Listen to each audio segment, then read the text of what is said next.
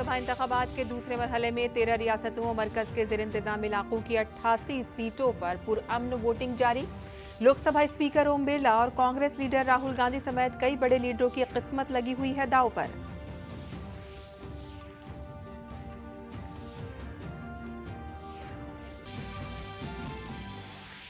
Voting जोशो खरोच से है जारी। दोपहर 3 बजे तक त्रिपुरा मणिपुर 68% के साथ वोटिंग फीसद में सबसे आगे, जबकि महाराष्ट्र में 43% के साथ सबसे कम वोटिंग। और बहुत से साबिक फौजियों ने वोट देकर पूरी की अपनी जिम्मेदारी।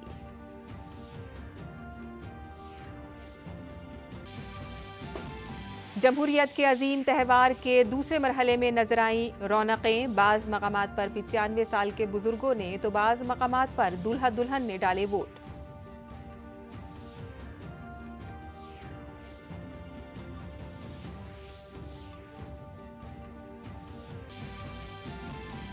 तीसरे और दूसरे मरहले के लिए जारी है इंतखाबी मुहिम। पीएम मोदी ने मगरबी बंगाल के मालदा और बिहार के अररिया में जलसा करके ऑपोजिशन को शदीद निशाना बनाया। कांग्रेस लीडर राहुल गांधी ने कर्नाटक के बीजापुर में इंतखाबी रैली से किया खिताब।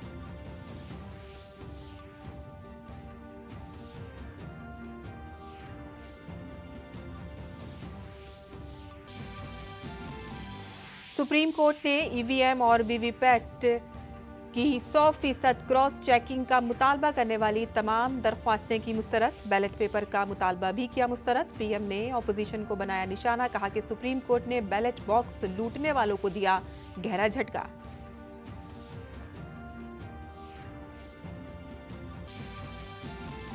दूसरे मरहले की वोटिंग के दरमियान बीजेपी ने कांग्रेस के दावों को किया बेनकाब। इस वक्त के वजीर आजम डॉक्टर मनमोहन सिंह के 2009 में मुसलमानों को तरजीह देने का जारी किया था बयान।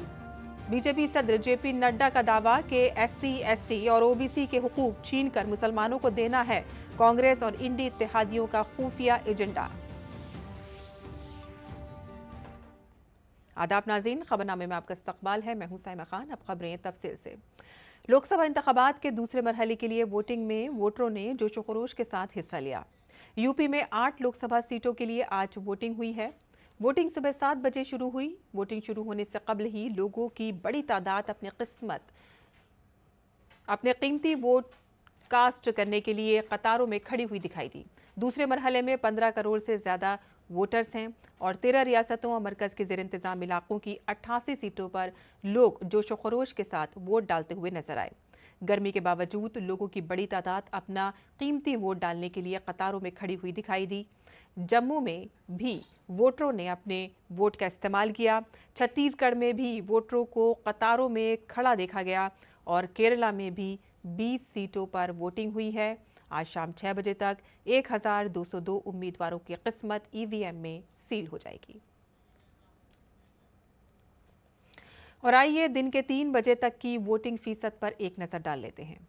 त्रिपुरा में 68.92%, मगरबी बंगाल में 60.60%, उत्तर प्रदेश में 44.13%, राजस्थान में 50.27%, बिहार में 44.24%, आसाम में 60.32%, मध्य प्रदेश में 47%, छत्तीसगढ़ में 64% से ज्यादा, जम्मू कश्मीर में तकरीबन 58% और कर्नाटक में 51%, केरल में 51% से ज्यादा और मणिपुर में 68.48% वोटिंग हुई है। लोकसभा के स्पीकर ओम बिरला ने राजस्थान के कोटा में शक्ति नगर बूथ पर अपना वोट डाला। उन्होंने तमाम लोगों से पुरजोश अंदाज में वोट डालने की अपील भी की। ओम बिरला कोटा लोकसभा सीट से बीजेपी के उम्मीदवार हैं। वहीं मरकजी वजीर गजेंद्र सिंह शेखावत ने अपने पार्लिमानी हलके जोधपुर राजस्थान में वोट डाला और साथ ही उन्होंने उम्मीद जाहिर की है कि इस बार वोट का फीसद बढ़ेगा। आज का दिन लोकतंत्र के लिए, भारत के परिपक्व होते हुए लोकतंत्र के लिए सबसे बड़ा दिन है और आज जिस उत्साह के साथ लोग मतदान के लिए निकले हैं, मैं पूरे विश्वास के साथ मैं कह सकता हूं कि आज मतदान का प्रतिशत निश्चित रूप से बहुत बढ़ेगा। और जम्मू के लोगों में अपना कीमती वोट डालने के लिए ज़बरदस्त जोश व खरोश पाया गया। जमहूरियत के अजीम त्यौहार पर वोटिंग को तरजीह देते हुए जम्मू के लोग वोट डालने के लिए पोलिंग स्टेशनों पर पहुंचे। बेंगलुरु में आज दूसरे मरहले की वोटिंग हुई है। बुजुर्ग शहरियों की बड़ी तादाद वोट डालने के लिए पोलिंग स्टेशन पर पहुंची। एक 94 साल की retired air marshal PV air ने अपना वोट डाला।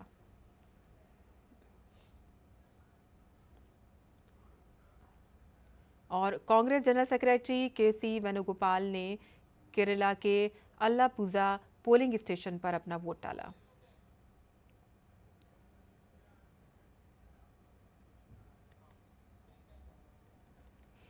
केरल के वजीर आला पिनराई विजयन ने कन्नूर में एक पोलिंग बूथ पर अपना वोट डाला। मरकजी वजीर और तिरुवनंतपुरम से बीजेपी उम्मीदवार राजीव चंद्रशेखर ने कहा है कि इस बार केरल में बीजेपी की कारकर्दगी अच्छी रहेगी। आवाम मनफी सियासत छोड़कर तरक्की के इश्यूज पर वोट देंगे और इस बार बीजेपी तिरुवनंतपुरम सीट जीत जाएगी। और आगे बढ़ते हैं, जहां राजस्थान बीजेपी के रियासती सदर सीपी जोशी ने चित्तौड़गढ़ के एक पोलिंग बूथ पर अपना वोट डाला। लोकसभा इंतखाबात 2024 के दूसरे मरहले के लिए वोटिंग जारी है। अदाकार प्रकाश राज ने बेंगलुरु में अपना वोट डाला।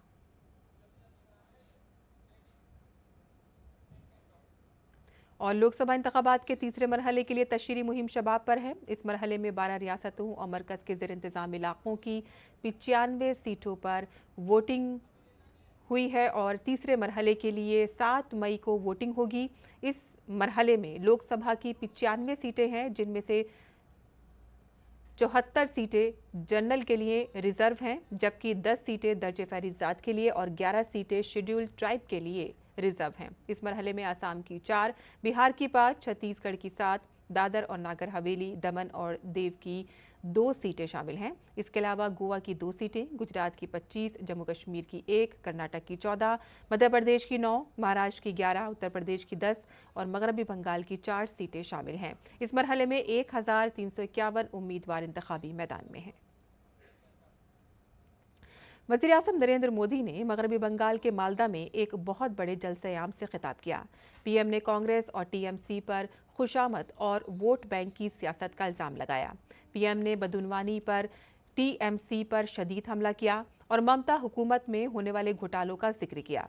पीएम ने यकीन जाहिर किया है कि लोकसभा इंतखाबात के पहले मरहले में शिकस्त खाने वाला इंडी इत्तेहाद दूसरे मरहले में लौट जाएगा और टूट जाएगा।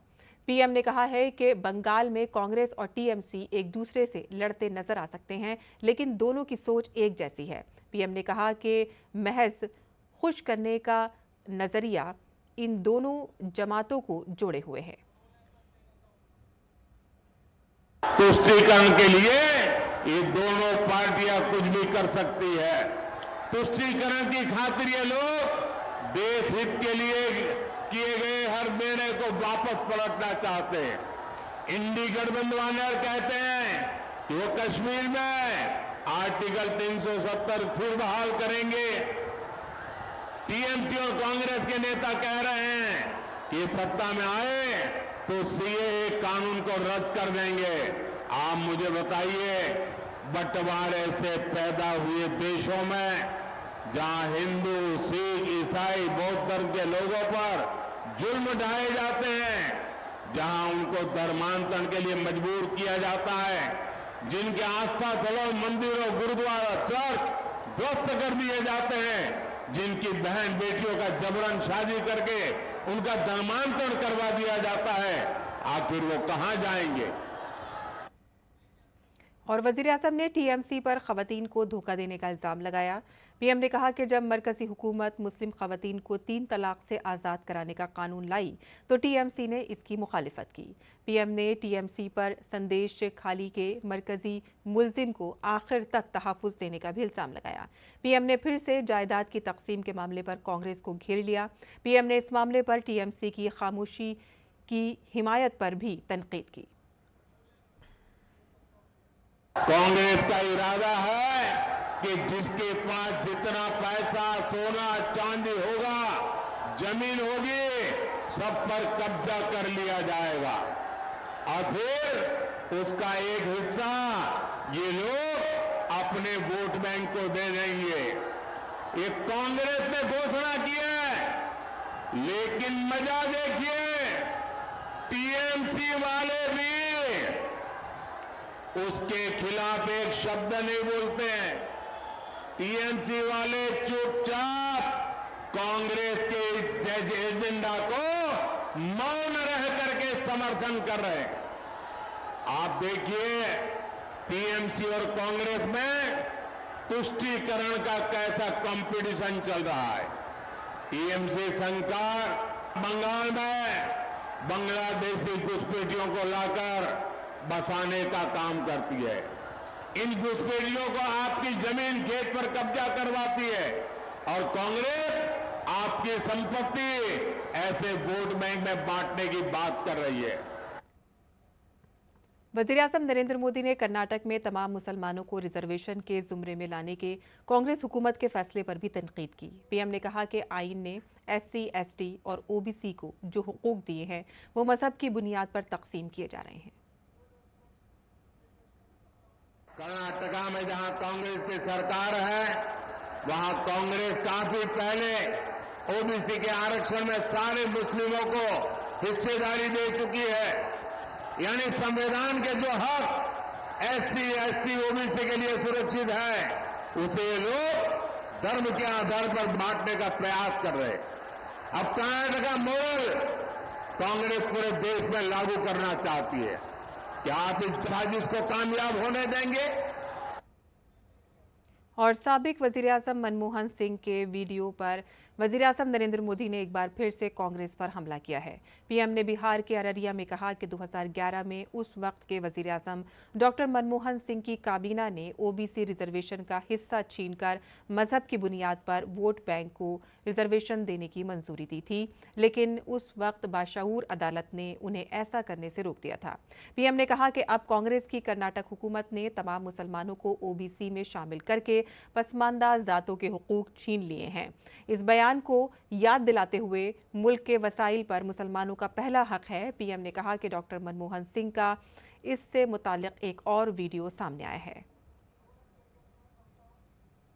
इस देश के जो संसाधन है, इस देश की जो भी संपत्ति है, इस देश की जो भी संभावनाएं हैं, अगर उस पर पहला किसी का हक है तो मेरे देश के गरीबों का है, मेरे देश के मजदूरों का है, मेरे देश के खेत में मजदूरी करने वाले किसानों का है, मेरे देश में गरीबी में जीने वाली मेरी माताओं बहनों का हक है। किसी भी धर्म के क्यों न हो, लेकिन अगर वो गरीब है तो पहला हक उस गरीब का है। ये मोदी की सोच है।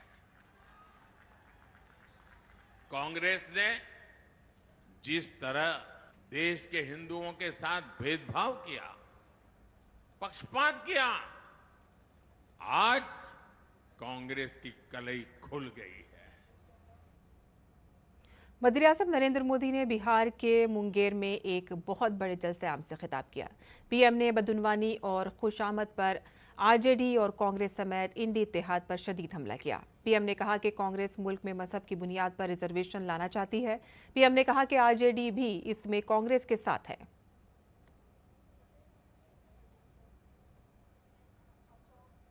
जितनी भी पिछड़ी जातियां हैं, उनको जो आरक्षण मिला है, अब वो उसमें से डाका डालेंगे, लूट लेंगे और धर्म के नाम पर बांट देंगे, अपनी वोट बैंक को देना चाहते हैं।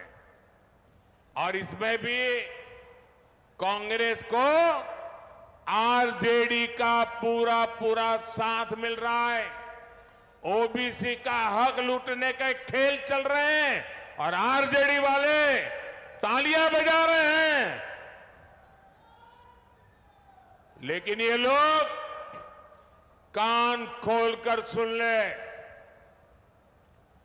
जब तक मोदी है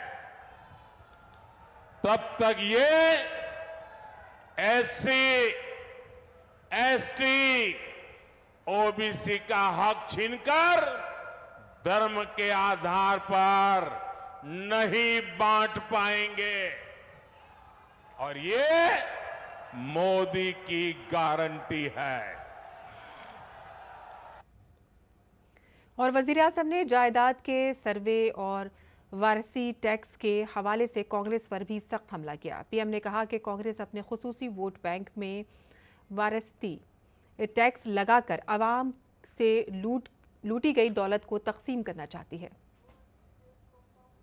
भ्रष्टाचार करके लोगों को तबाह करने वाली कांग्रेस की बुरी नजर अब आपकी संपत्ति पर पड़ गई है।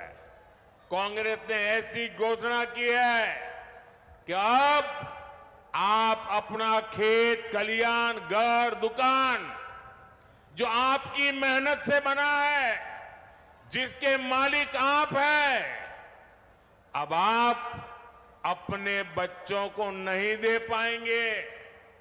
कांग्रेस का कहना है, शाहजादे के गुरु कह रहे हैं कि अब उसमें से आधे से अधिक कांग्रेस सत्ता में आई तो वो उसको हड़प लेंगे। और इधर आरजेडी वाले, इतनी चर्चा चल रही है, मुंह पे ताला लगा करके बैठ गए हैं, क्योंकि वो भी मौन रख करके ये संपत्ति का भागीदारी का मजा लेना चाहते हैं। मरकजी वजीर अनुराग सिंह ठाकुर ने एक बार फिर से विरासती टैक्स के सिलसिले में कांग्रेस पर हमला किया है। हरिपुर पहुंचे अनुराग सिंह ठाकुर ने कहा कि इस सिलसिले में कांग्रेस के सीनियर लीडरों के बार बार दिए गए बयानात से ये वाज़ेह हो गया है कि कांग्रेस के साथ साथ गैर मुल्की हाथ भी कांग्रेस के मंशूर में शामिल है। राहुल गांधी जी की मोहब्बत की दुकान में नफरत का सामान आज पूरा देश और दुनिया देख रही है। आपके जीते जी तो आपसे वसूली टैक्स लेती है, आपकी मृत्यु के बाद आपकी संतानों को आपकी संपत्ति का अधिकार भी नहीं मिलेगा और उनसे विरासत टैक्स वसूलेगी। ये कांग्रेस की सोच है, जिनके समय समाज में एक टुकड़े टुकड़े करने की सोच को आगे बढ़ा रहे हैं। जातीय समीकरण की बात करें या फिर सनातन धर्म को कुचलने की बात करें, ये सोच कांग्रेस की दिखाती है कि कांग्रेस के साथ साथ विदेशी हाथ भी कांग्रेस के मैनिफेस्टो में है और ये सोच ये भारत के पक्ष की नहीं, भारत विरोधी दिखती है। अनुराग सिंह ठाकुर ने कहा कि कांग्रेस की खुशामद की सियासत एक बार फिर से बेनकाब हो गई है। उन्होंने कहा कि कांग्रेस वोट बैंक की सियासत के लिए सिर्फ एक मखसूस तबके को फायदा पहुंचाने में लगी हुई है। कर्नाटका में जहां कांग्रेस की सरकार है, वहां कांग्रेस काफी पहले ओबीसी के आरक्षण में सारे मुस्लिमों को हिस्सेदारी दे चुकी है। यानी संविधान के जो हक एससी, एसटी, ओबीसी के लिए सुरक्षित है, उसे लोग धर्म के आधार पर बांटने का प्रयास कर रहे हैं। अब कर्नाटक का मॉडल कांग्रेस पूरे देश में लागू करना चाहती है। क्या आप इस साजिश को कामयाब होने देंगे? साथियों, आपका एक वोट विकसित भारत, विकसित बंगाल के सपने को पूरा करेगा। और आपको बता दें कि वजीर-ए-आज़म नरेंद्र मोदी ने ये बात एक अवामी जलसे के दौरान कही। आगे बढ़ते हैं, जहां मरकजी वज़ीर दाखिला अमित शाह ने कांग्रेस के मंशूर में मुल्क में पर्सनल लॉ के निफाज के नजरिए को निशाना बनाया और इसके साथ ही उन्होंने आवाम को यकीन दिलाया है कि बीजेपी मुल्क में यूसीसी नाफिज करेगी। कांग्रेस के घोषणा पत्र में पर्सनल लॉ को हम आगे बढ़ाएंगे, ये बात की है। मैं राहुल गांधी जी को पूछना चाहता हूं, पर्सनल लॉ को आप आगे बढ़ाएंगे तो क्या ये देश अब शरिया के आधार पर चलेगा? किस प्रकार का पंथ निरपेक्ष संविधान आप इस देश में चाहते हैं? हमारा संविधान पंथ निरपेक्ष है। देश के कानून धर्म के आधार पर नहीं बन सकते।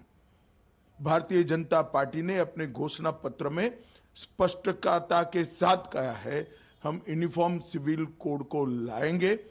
सभी पंथ मजहब के लोगों के लिए एक ही कानून होगा। हमने ट्रिपल तलाक समाप्त किया है, यूसीसी की शुरुआत की है, उसको हम आगे बढ़ाएंगे। और सीबीआई ने आज मगरबी बंगाल के संदेश खाली में ईडी अफसरान पर हमले के सिलसिले में कई मकामात पर छापे मारे हैं। मालूमात के मुताबिक सीबीआई ने इन छापों में बड़ी मिकदार में गोला बारूद और हथियार बरामद किए हैं और इससे कबल सीबीआई ने संदेश खाली मामले में पहली एफआईआर दर्ज की थी। सीबीआई ने ईमेल के जरिए शिकायत की बुनियाद पर एफआईआर दर्ज की थी और इस एफआईआर में 5 लोगों के नाम हैं जबकि बाकी नामालूम अफराद हैं। मगरबी बंगाल में राशन की तकसीम में तकरीबन 10,000 करोड़ रुपए की बदउनवानी के मामले में जब ईडी की टीम 5 जनवरी को शाहजहां शेख की रिहाइशगाह पर छापे मारने के लिए पहुंची थी तो उनके साथियों ने वहां पर ईडी के एहलकारों पर हमला कर दिया था और सैकड़ों मकामी लोगों ने एहलकारों और उनके साथ मौजूद नीम फौजी दस्तों की गाड़ियों को घेर लिया था।